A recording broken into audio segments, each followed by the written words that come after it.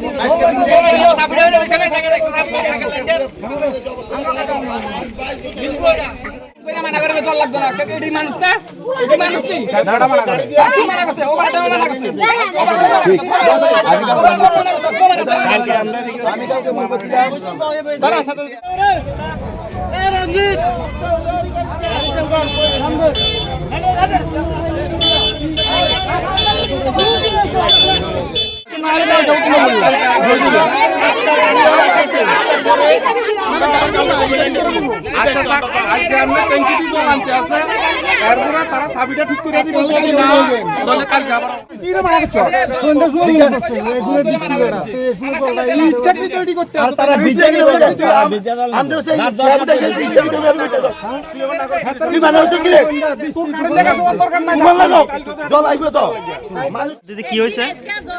আজকে 1 মাস 5 দিন হইছে আমাদের পাড়াতে জল নাই। প্রত্যেকটা মানুষ জলে লেগে অসহায় বোধ করতেছে।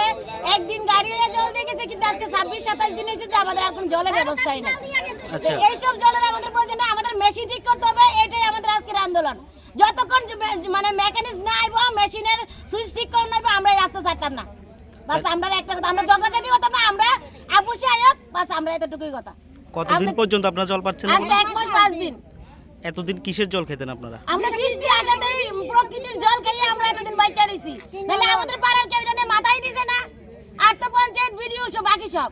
কতক্ষণ নাগাদ আপনাদের এই আন্দোলন চলছিল? আজকে সকাল 7টা থেকে আমরা মহিলারা চা পর্যন্ত খেয়েছি না। রাস্তার বাইরে আমরা বিস্কিট টিস্কিট খাওয়াইছে।